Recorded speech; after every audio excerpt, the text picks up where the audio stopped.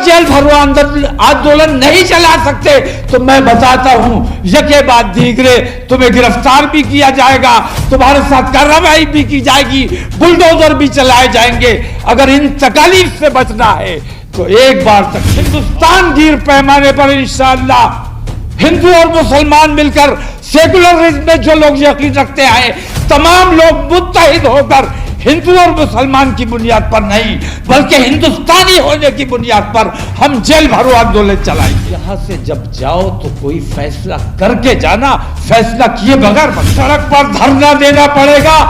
सरों की अहमियत हुआ करती थी एक जमाने में, जब सर काट के और सर कटा के हुकूमत हासिल की। कफन बांध के निकला और मैंने कहा मुझे सिर्फ 20,000 नौजवान चाहिए हैं जो कफन बांध कर आए। मुझसे लोगों ने कहा कि मियां ये मत करो, अगर एक साथ उठ के खड़े हो जाओगे तो किसी पर कोई कार्रवाई नहीं होगी, और अलग अलग अगर खड़े हो गए तो दिक्कतें और परेशानियां आने का अंदेशा है। वास्ते आज यहां से जब जाओ तो कोई फैसला करके जाना, फैसला किए बगैर मत जाना। इन हालात से हमें कैसे नबरदाज़मा होना है, अपनी मस्जिदों को, अपनी बच्चियों की इज्जत व आबरू को, अपने मुल्क को, अपने संविधान को कैसे बचाना है। क्योंकि हम तो ये देख रहे हैं, आपने देखा यहां संविधान का कवर लगा हुआ है और कितने गैर महसूस तरीके से उस कवर पर कमल का निशान आ गया। ये पता ही नहीं चला कि कब आ गया, किसी ने गौर नहीं किया। इस पर गौर करना चाहिए था कि ये कमल कहां से आया, क्यों आया, कब आया। तो गैर महसूस तरीके से क्या क्या कार्रवाइयां हो रही हैं, इसका हमें अंदाजा नहीं हो रहा है। मेरी आप तमाम हजरात से ये दरख्वास्त है कि मैं तो देख रहा हूं कि जो भी आता है सुनाता है नया कोई इलाज, जो भी आता है बताता है नया कोई इलाज, बट न जाए तेरा बीमार मसीहाओं में। पिछली मीटिंग में मैं हाजिर आया था, वो चेहरे मुझे आज नजर नहीं आ रहे हैं। इन मुश्किल हालात में, इन मुश्किल भरे माहौल में अगर हम सर जोड़कर एक साथ नहीं बैठ सकते तो जो हो रहा है इससे ज्यादा और बद से बदतर होने के इम्कान है। अगर बेहतरी का रास्ता बनाना है तो हमें, मैंने बार बार कहा, आज फिर कहता हूं कि हमें कैमरे के बगैर, हमें इस माइक के बगैर बंद कमरे में सर जोड़कर बैठना होगा, तब हम किसी नतीजे पर पहुंच पाएंगे।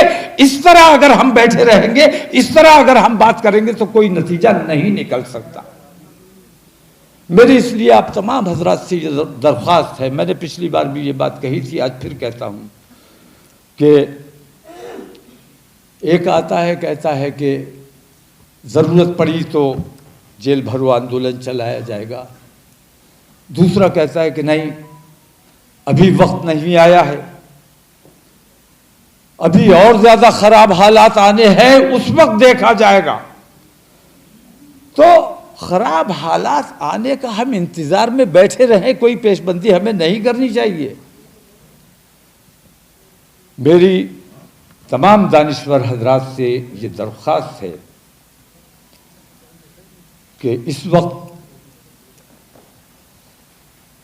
अदीब भाई से मैं एक शिकायत भी थोड़ी सी करना चाहूँगा कि हमारे मुल्क की गैर मुस्लिम अक्सरियत, ये जो माहौल बनाया गया है इससे परेशान है, इससे नाखुश है। और मुसलमान जितना बेचैन नहीं है, जितनी बेचैनी का इजहार नहीं कर रहा है सोशल मीडिया पर मैं देख रहा हूं, उससे ज्यादा वो हमारे हमवतन हिंदू भाई उसके लिए बेचैनी का इजहार कर रहे हैं। तो हमें हिंदू मुसलमान नहीं बनाना है, हमें आज की महफिल में भी उन लोगों को बुलाना चाहिए था, उनसे मशवरा करना चाहिए था कि इन हालात में हमें क्या करना चाहिए। हम कोई तंजीम बना के बैठ जाए, तंजीमें रोज बनती हैं, रोज बिगड़ती हैं, तंजीम बनाने का कोई मतलब नहीं है। आज एक सेंट्रल कमेटी बनाई जानी चाहिए और उस सेंट्रल कमेटी की जिम्मेदारी हो कि हर सूबे की जिम्मेदारी तकसीम करे और एक डेट फिक्स करे कि उस दिन से हम पूरे हिंदुस्तान गिर पैमाने पर इंशाअल्लाह हिंदू और मुसलमान मिलकर सेकुलरिज्म में जो लोग यकीन रखते हैं, तमाम लोग मुत्तहिद होकर हिंदू और मुसलमान की बुनियाद पर नहीं बल्कि हिंदुस्तानी होने की बुनियाद पर हम जेल भरो आंदोलन चलाएंगे।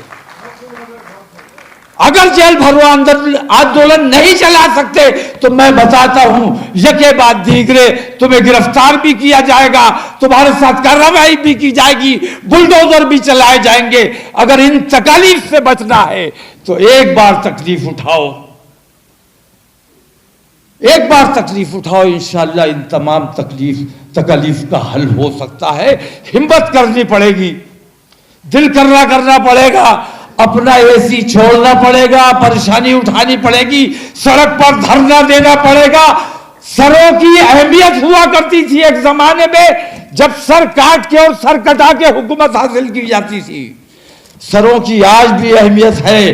पहले सर काटना पड़ता था, कटाना पड़ता था, आज सर दिखाना पड़ता है। अगर सर दिखाओगे तुम्हारी सुनी जाएगी, तुम्हारी मानी जाएगी। और अगर मुख्तलिफ फिरकों में बटे रहोगे, अलग अलग बैठे रहोगे, तुम्हारी कोई सुनने वाला नहीं है, तुम्हारी कोई मानने वाला नहीं है। तो दस बस्ता मेरी तमाम हजरात से ये अपील है, ये दरख्वास्त है कि आज कुछ फैसला करके उठे। मैंने फैसला लेना था।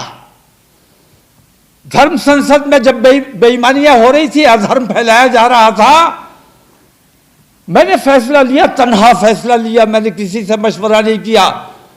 कफन बांध के निकला और मैंने कहा मुझे सिर्फ 20,000 नौजवान चाहिए हैं जो कफन बांध कर आए। मुझसे लोगों ने कहा कि मियां ये मत करो, बीवियां अपने शौहरों को, माएं अपने बेटों को घर से नहीं निकलने देंगी। मैंने कहा जो भी हुआ मैं ऐलान कर दिया। मैंने 20,000 बुलाए थे, अल्हम्दुलिल्लाह 2 लाख आए। और इससे यह साबित होता है कि लोगों में कितनी बेचैनी है और कितनी हिम्मत और जज्बा है। लोग तैयार बैठे हैं। मुश्किल यह है कि बिल्ली के गले में घंटी कौन बांधे, घंटी बांधना पड़ेगी। और मैं एक बात और दस बस्ता कह दूं कि याद होगा जैसे वी इंडियंस किसी एक शख्स की क़यादत या किसी एक तंजीम की क़यादत में नहीं बल्कि तमाम सेकुलरिज्म में यकीन रखने वाले तमाम हिंदू मुसलमानों की क़यादत में यह प्रोग्राम होना चाहिए। किसी एक शख्स का नाम नहीं होना चाहिए, किसी तंजीम का नाम नहीं होना चाहिए। बताइए ठीक है क्या गलत है? ये काम किया जाना चाहिए कि नहीं किया जाना चाहिए? तारीख का ऐलान होना चाहिए कि नहीं होना चाहिए? तो पूरे हिंदुस्तान के, यहां मैं समझता हूं कि पूरे हिंदुस्तान के लोग ही जमा हैं। अपने अपने इलाके की जिम्मेदारी आप लीजिए, अपने इलाके की जिम्मेदारी मैं लेता हूं। और जो जिम्मेदारी मेरे ऊपर आप हजरात डालना चाहें मैं उसके लिए तैयार हूं। लेकिन अगर आप लोगों ने कोई फैसला नहीं किया तो इंशाअल्लाह हम ये काम बरेली से शुरू करने जा रहे हैं। देखेंगे उसके बाद कि कौन आता है मैदान में।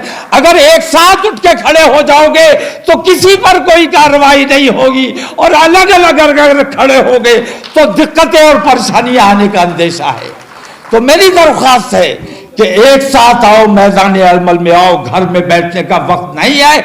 हम जंग के लिए नहीं निकल रहे हैं, हमारा कानूनी हक है।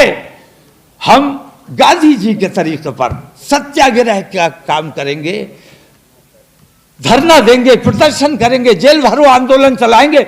ये हमारा आईनी हक है, इस हक से हमें वंचित नहीं किया जा सकता। ठीक है, तो मैं इन्हीं अल्फाज के साथ 4 मिसरे आपके हवाले करके जाता हूं कि हक के शहदाई हैं, हक के शहदाई हैं, बातिल को कुचल डालेंगे, गर्दिशे दहर में उलझी तो मसल डालेंगे, और हमने जिस दौर को चाहा है बदल डाला है, और इंशाअल्लाह जिस दौर को चाहेंगे। अस्सलाम वालेकुम, खुदा हाफिज।